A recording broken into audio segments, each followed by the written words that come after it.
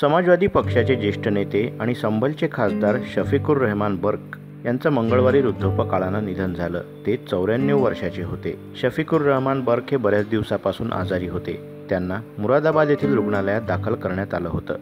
अखिलेश यादवही त्यांना भेटण्यासाठी रुग्णालयात गेले होते।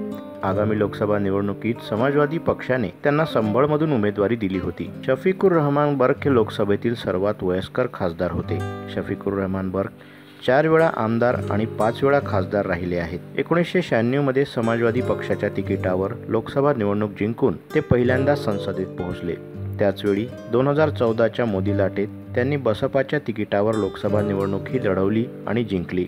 आपल्या विधानांमुळे चर्चेत आलेले शफिकुर रहमान बर्क हे नेहमीच मुस्लिमांच्या हिताचं बोलायचे। शफिकुर रहमान बर्क यांचा मुलगाही समाजवादी पक्षाच्या तिकिटावर आमदार आहे। समाजवादी पार्टी खासदार शफिकुर रहमान यांच्या निधनाबद्दल डॉक्टर एस.टी. हसन म्हणाले की ही अत्यंत दुःखद घटना असून त्यांची पोकळी नेहमीच जाणवेल।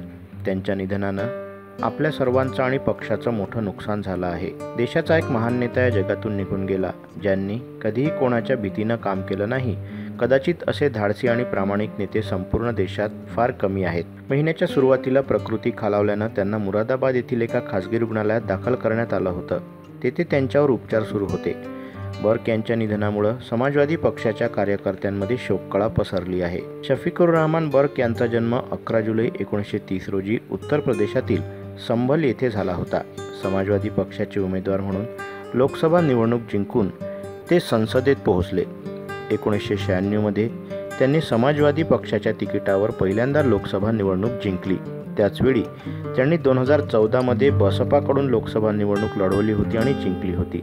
पंतप्रधान मोदींनीही एकदा शफिकुर रहमान बर्क यांचं कौतुक केलं होतं। 2023 मध्ये नवीन लोकसभेतील भाषणादरम्यान पंतप्रधान नरेंद्र मोदी यांनी बर्क यांच्या सभागृहातील निष्ठेबद्दल त्यांचं कौतुक केलं होतं। ते म्हणाले होते की 93 वर्षाचं वय असूनही शफिकुर रहमान बर्क या सभागृहात बसले आहेत। प्रत्येकाची सदनाप्रती अशीच निष्ठा कायम असायला हवी।